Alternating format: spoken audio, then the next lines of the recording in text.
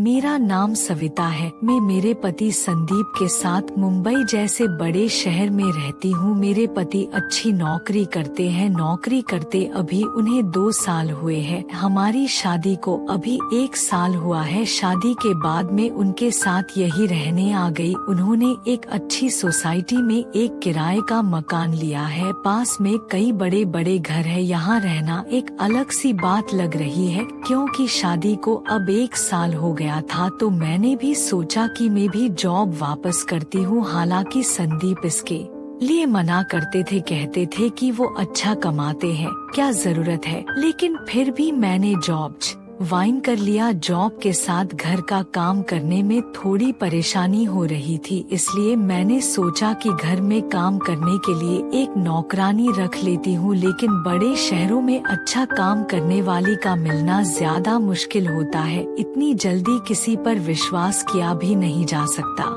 हमारी सोसाइटी में कई घरों में काम करने वाली आती थी। सोसाइटी में मैंने तलाश की, आसपास के घर में काम करने वाली से मैंने बात की, लेकिन कोई भी अब और ज्यादा काम लेना नहीं चाहता था, इसलिए सभी ने मुझे मना कर दिया। मैंने यह बात संदीप को बताई और उन्हें ही कोई काम करने वाली को ढूंढने को कहा। संदीप ने कहा कि वो कुछ करते हैं। कुछ दिन के बाद उन्होंने घर पर एक काम करने वाली को रख लिया। संदीप उन्हें पहले से जानते थे। शादी के पहले संदीप वहां से अपने लिए खाना मंगवाते थे। उनका नाम मधु था। वो 48 साल की होगी। मुझे तो जैसे कि सुकून मिल गया हो। अब मैं अपनी जॉब आराम से कर सकती थी। सुबह और शाम को खाना बनाने का कोई झंझट नहीं था। घर में कोई काम करने वाला जो आ गया था वो बड़ा अच्छा खाना बनाती थी। संदीप तो पहले भी उनका बना खाना खाते थे, तो उन्हें तो पता था, इसलिए वो उन्हें लेकर आए थे। मेरे पति सुबह जल्दी जॉब पर जाते थे। मैं उनके बाद जाती थी और उनके पहले ही आ जाती थी। मेरे आने तक मधु काम करने आ जाती थी, इसलिए घर की एक चाबी उनके पास भी रहती थी। शाम को आते समय में कुछ समय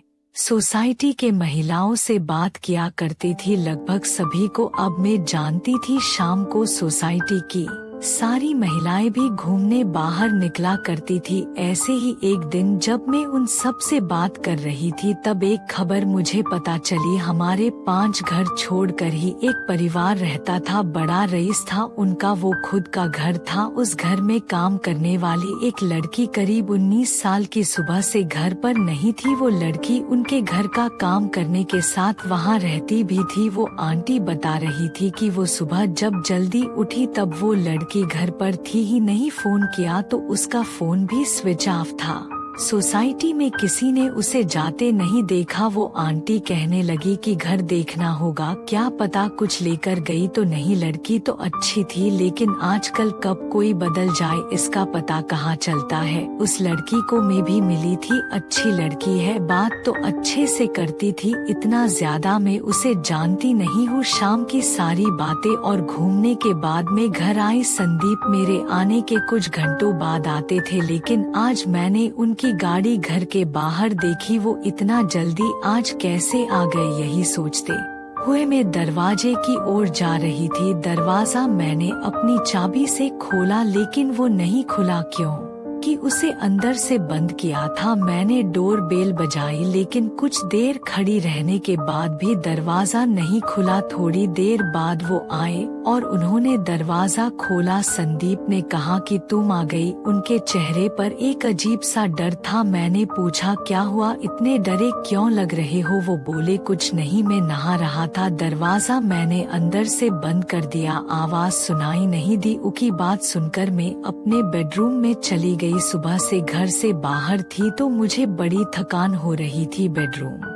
का दरवाजा बंद करना मैं भूल गई, तो हवा से इधर उधर हो रहा था। जब दरवाजा खुला होता है तो मेरे बेडरूम के मिरर से हमारे हॉल का बाथरूम दिखाई देता है। मैं मिरर के आगे खड़ी होकर अपना मेकअप निकाल रही थी कि मुझे वो लड़की मिरर में दिखी, वो भी हमारे हॉल के बाथरूम में। संदीप भी उस बाथरूम में घुसा जिसमें वो लड़की पहले से ही थी। यह सब मैंने क्या देखा, मुझे यकीन ही नहीं हुआ। इतना दिखने के बाद मेरे बेडरूम का दरवाजा बंद हो गया। हवा से मुझे अब बाहर का कुछ दिखाई नहीं दे रहा था। मैं अपना सर पकड़कर अपने बिस्तर पर बैठ गई। मैं सोच रही थी बाहर जाकर देखूं और जो भी मैंने देखा वो सब गलत हो। मैं धीरे धीरे अपना बेडरूम का दरवाजा खोलने के लिए गई। मैंने दरवाजा खोला तो बाथरूम का दरवाजा तो खुला था। संदीप और वो लड़की दोनों ही वहाँ नहीं थे। मेरी स्थिति उस समय क्या थी मैं बता भी नहीं सकती। मैं यह सोच रही थी कि संदीप उस लड़की को कैसे जानता है। वो लड़की जब मैं यहाँ नहीं थी तब संदीप के साथ क्या कर रही थी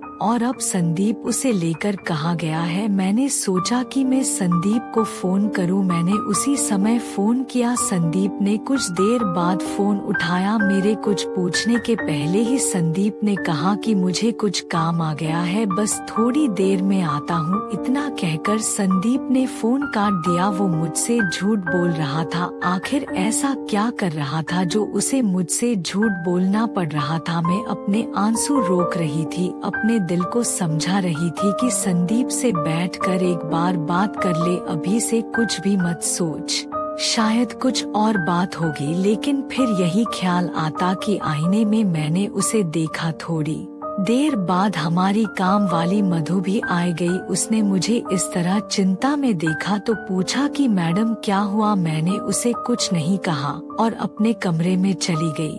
संदीप करीब 2 घंटे बाद घर आए। उनकी शक्ल देखने पर मुझे गुस्सा आ रहा था। मैंने पूछा कि कहाँ गए थे। वो बोले ऐसे ही कुछ काम आ गया था। वो फिर मुझसे झूठ बोल रहा था। मुझे बहुत गुस्सा आ रहा था लेकिन मैंने अपने गुस्से पर काबू किया क्योंकि घर में मधु थी। मैं नहीं चाहती थी कि यह बात बाहर जाए। मैंने सोचा कि रात में इस बारे में संदीप से बात करूंगी। हम लोग दोनों खाने के लिए टेबल पर बैठे थे। मधु खाना लगा रही थी। खाने लगाने के बाद मधु बोली कि साहब बहुत अच्छा काम किया आज आपने। संदीप बोले कि थोड़ा और लेट होते तो बस छूट जाती, इसलिए मैं आते ही चला गया। मैंने पूछा क्या बात हो रही है। मधु बोली कि मैडम वो लड़की थी जो यहाँ पड़ोस में उनके यहाँ काम करती थी और रहती थी। मैंने उनकी बात काटते हुए कहा हाँ सोसाइटी में सुबह से नहीं है, कहाँ है। मधु ने फिर कुछ ऐसा बताया जो मैंने सोचा भी नहीं था। मधु ने कहा कि वो छोटे गांव की है, घर की हालत ठीक ना होने के कारण उसे यहाँ काम करना पड़ रहा था। लड़की अपने घर जाना चाहती थी लेकिन उस घर की मालकिन उसे जाने नहीं दे रही थी, उसे पैसे भी नहीं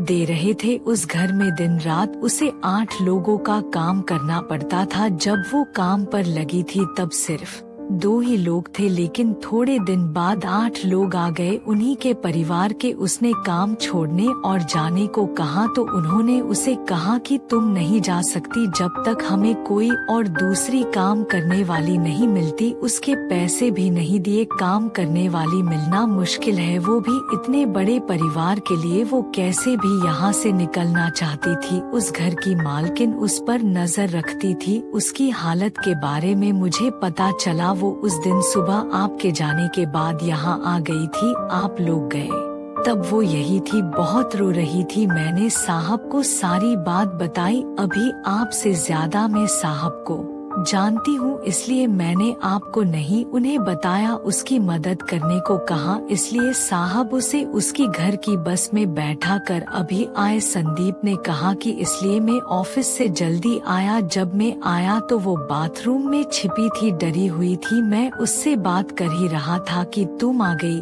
और वो फिर बाथरूम में छिप गई। इतना सब जल्दी में हो गया कि तुम्हें बताने का समय ही नहीं मिला और मैं उसे लेकर बस स्टैंड चला गया। तुम्हारा फोन आया तो मैंने सोचा कि घर जाकर आराम से सारी बात बताऊंगा। लड़की सीधी थी, वो खुश थी कि अपने घर जा रही है। मधु और संदीप की बात सुन मुझे यकीन नहीं हुआ। मधु ने कहा कि बाहर छोटे शहर से काम करने वाले जो आते हैं वो भी इंसान होते हैं। यह बड़े लोग कब समझेंगे। अपने स्वार्थ के लिए उसे रख रखा था। उसकी बात सोचने लायक थी। इसी के साथ ही मेरे दिल ने एक तसल्ली भरी सांस भी ली। मैंने मेरे पति को कितना गलत समझा। उसने एक सीधी लड़की की मदद की। मैंने मधु को कहा कि अगर अब कभी भी तुम्हें ऐसा कोई और दिखाई दे तो तुम मुझे भी बेफिक्र होकर कह सकती हो। हम इंसान हैं, सभी अपना जीवन अपने हिसाब से जीने का हक रखते हैं।